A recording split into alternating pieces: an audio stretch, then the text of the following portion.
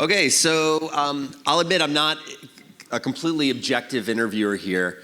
I've known our next guest for nearly 10 years. Since before she was a commissioner, I've had the privilege to working with her on several environmental policies. What's different today is that she now has the keys. As newly elected mayor of the city of Miami, she has the authority, the platform, and the moment to take that commitment to the next level. For Biscayne Bay, for our trees, and for the communities that depend on both, please welcome Mayor Eileen Higgins.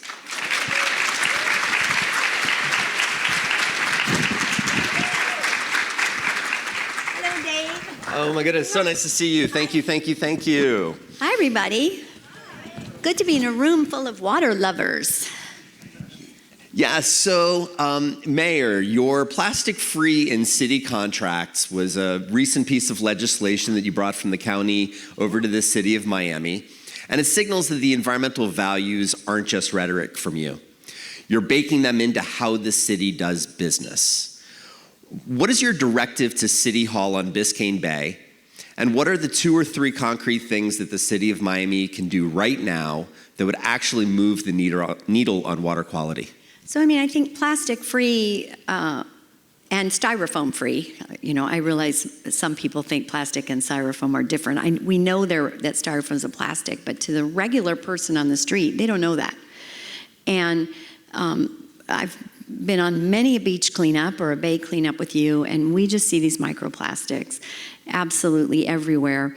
You all know we live in Florida, and it's not easy for local governments to take any kind of action.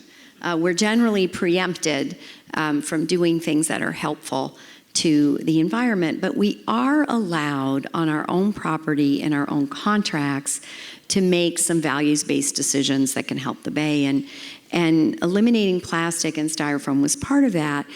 But let me tell you, when I did that the first time at the county, Miami Beach was able to do that a little more quickly, but getting that coalition to get the 7 votes to get that across the finish line, took some time. But because the county was able to prove it was able to do that in a variety of ways, and it took us a long time with the help of Mayor Daniela Levine-Cava. We had a ton of pushback from the private sector. Oh, it couldn't, it can't be done. It's too expensive. And we ran a pilot. We're like, okay, well, let's prove that we can do this. And not like a baby one at a snack bar. We actually converted the entire Zoo Miami to be a plastic and styrofoam-free spot. And we ran it that way for almost 2 years and proved that there was no impact on attendance. We hadn't gotten a single complaint on being all compostable and plastic-free.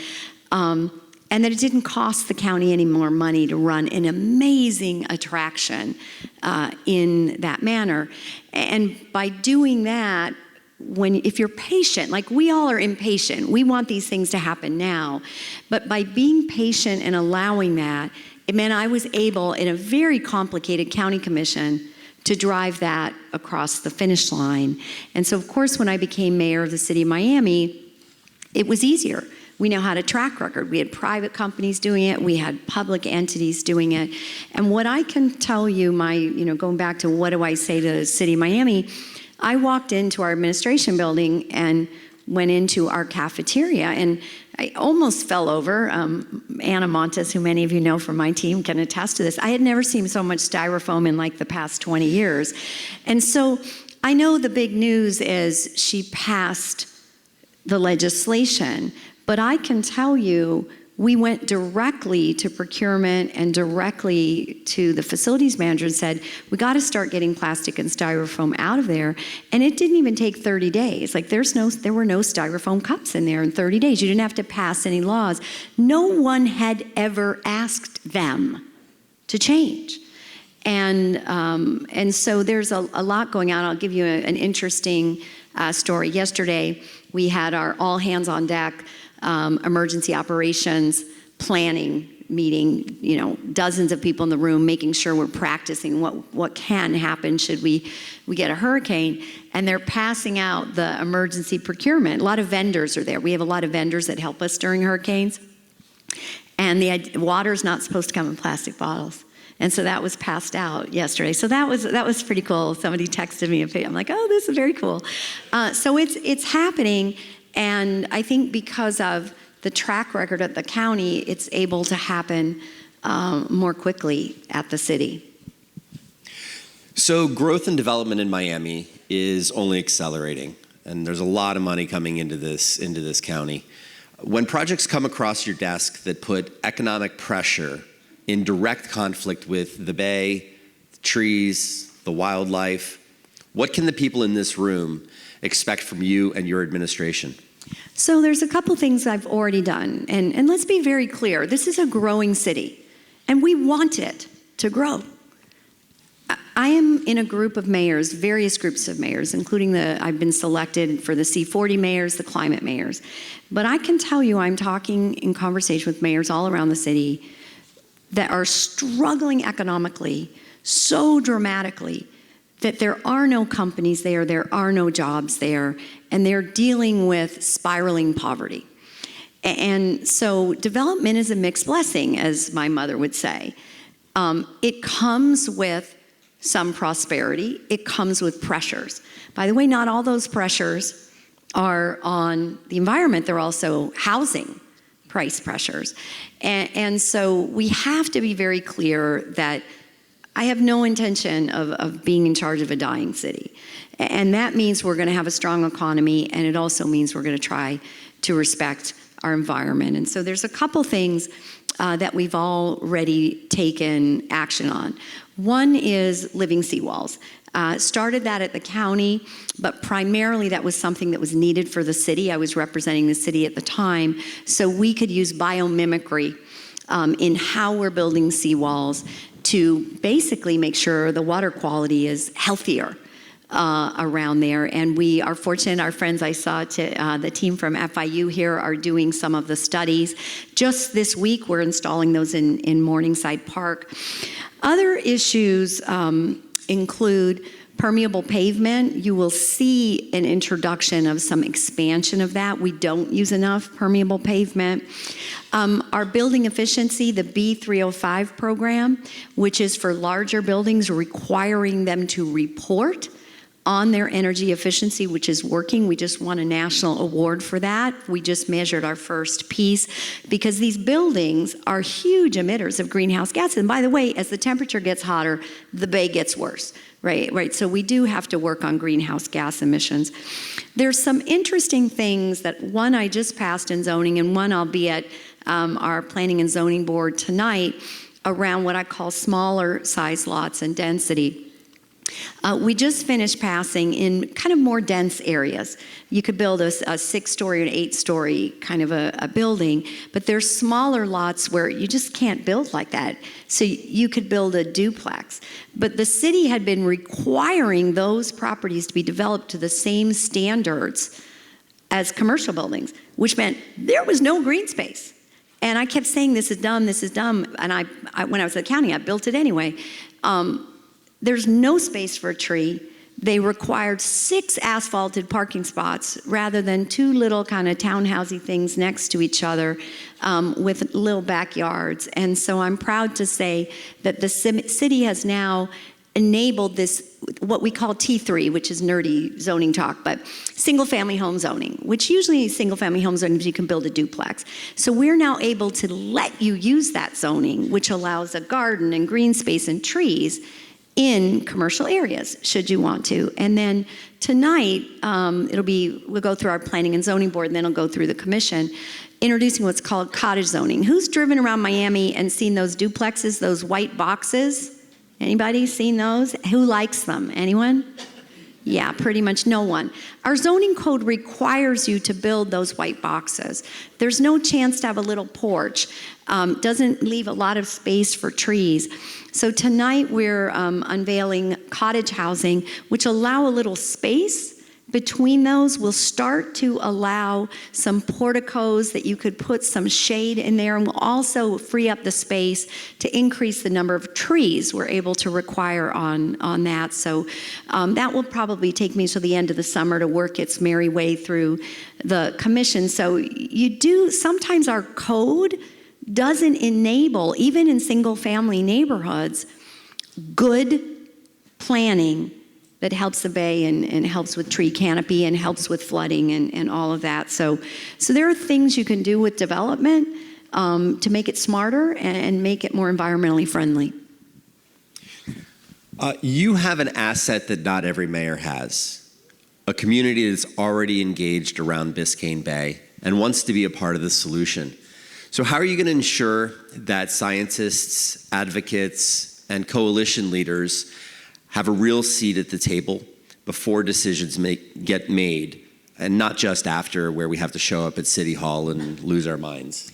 So I'll give you an example of how you got to look at what my track record was, right? I can say the two most forward-thinking environmental policies that get passed at Miami-Dade County were the fertilizer ordinance and plastic-free, and what we just saw from Tampa Bay with nitrogen reduction was all about that. But that was complicated. And again, it goes back to you have to be patient, because you got to give everybody a seat at the table.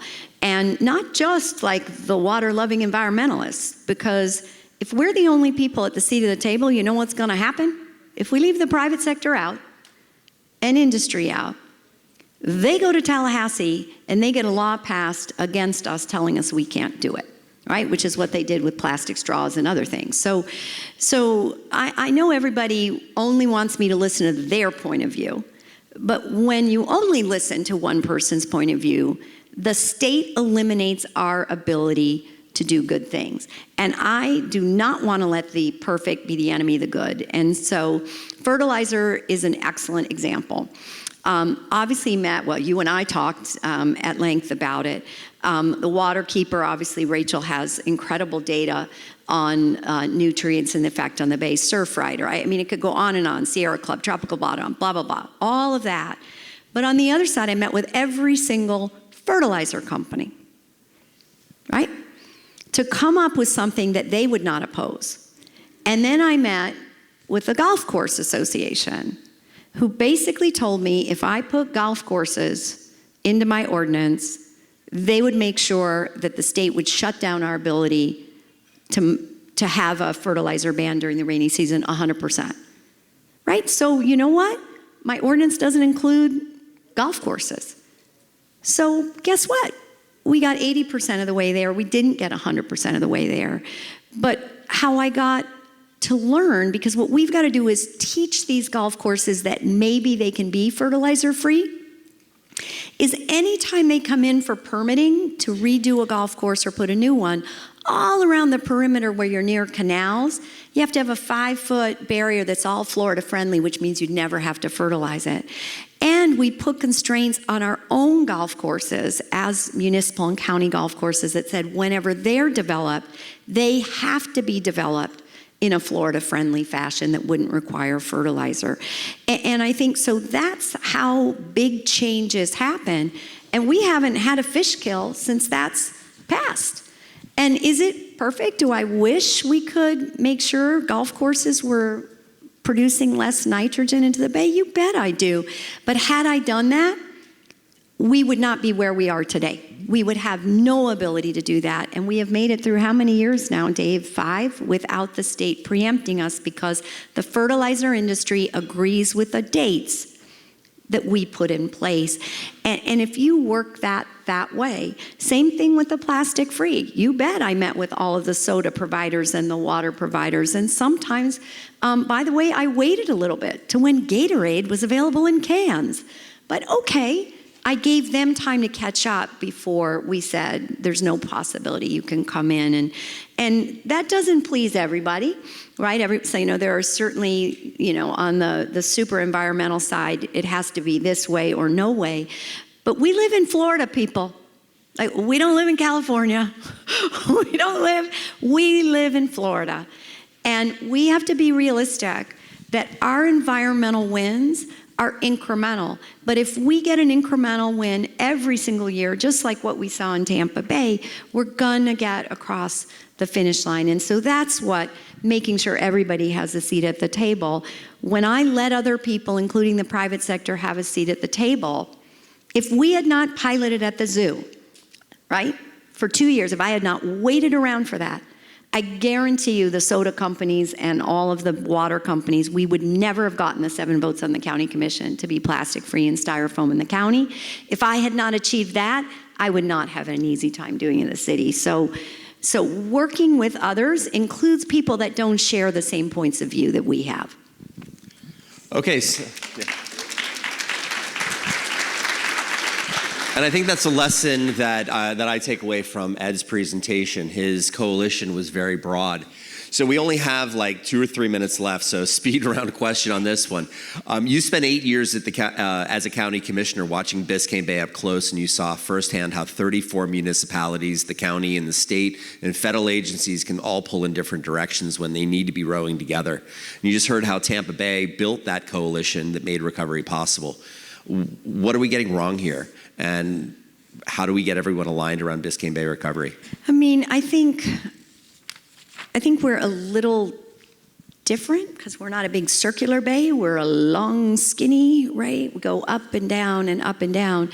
But the Biscayne Bay Task Force was a huge step forward in building that coalition and coming up with those recommendations. And I took those seriously. So you may think that things are going wrong. I took that as a roadmap, right? I mean, that was, I did not start randomly implementing things. I looked at how can we make sure we're getting rid of nitrogen and phosphorus? How can we make sure we're getting rid of microplastics, and little by little? And then you also see, this is not so much a city issue, right? We don't have a lot of septic tanks in the city. It's a county and other municipality issues. But you're seeing the investments in septic to sewer. But those are major infrastructure projects, and they will take years. And I think just using that framework and coalition, and obviously this event every year, and then making sure as we go forward into election season that whatever side political party you're on, that you're asking the Republican candidate for governor and the Democratic governor for government that Biscayne Bay is an economic driver. Right? I mean, I don't know which number to use, but it's like, 50 billion, it's gazillions. $64 billion and tens of thousands of jobs. And when I'm in Washington talking about the environment, what I say is, I'm from Florida. The environment is our economy, and we can't screw that up. And so keep at it, keep working on it, but I'm not as gloomy about the fact that we don't have a structure as it sounds you are. So I like the Biscayne Bay Task Force and its committee, and they're inching forward. It's good. Mayor, thank you not only for joining us today, but also for your decade of work trying to do good stuff here in the county, and we're wishing you success, and we'll look forward to continuing to work together. Thank you very much. Outstanding. Have a wonderful day. Thank you, David.